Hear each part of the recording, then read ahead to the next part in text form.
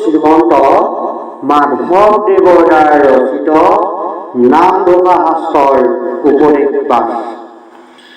অব্যক্ত ঈশ্বৰ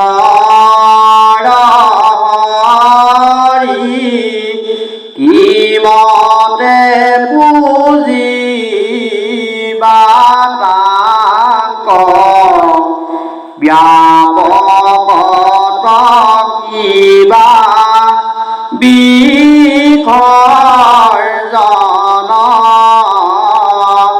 এটা অন্তমূৰ্তি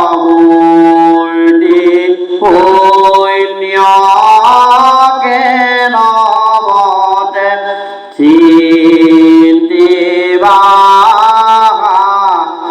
ৰাম বুলি শুদ্ধ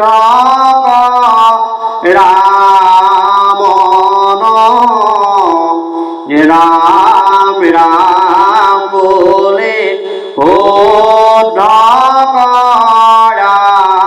মন।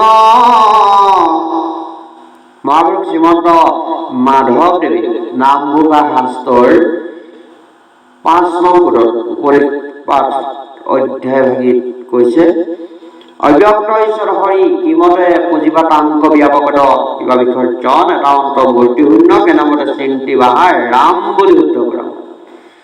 ভগৱান শ্ৰীকৃষ্ণক কলিযুগত লগ পাব নোৱাৰিবা, আমি দেখাও পোৱা নাই।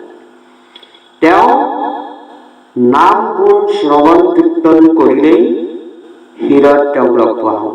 সেয়ে কৈছে এটা অন্ত মূৰ্তি শূন্য কেনামতে চিন্তি বাহাৰ ৰাম বুলি শুদ্ধ কৰা। কৃষ্ণৰ নাম গুণকে বিশ্বাস কৰি তেওঁ নাম গুণ শ্ৰৱণ কৰিব গৈছে, নাম গুণতে মন মজি থাকিব গৈছে, তেতিয়াহে তেওঁ হৃদয়ত লগ পাব পাৰিব গৈছে। নাম গুণ শ্ৰৱণ কীৰ্তন নকৰিলে তেওঁক লগ পাব নোৱাৰি।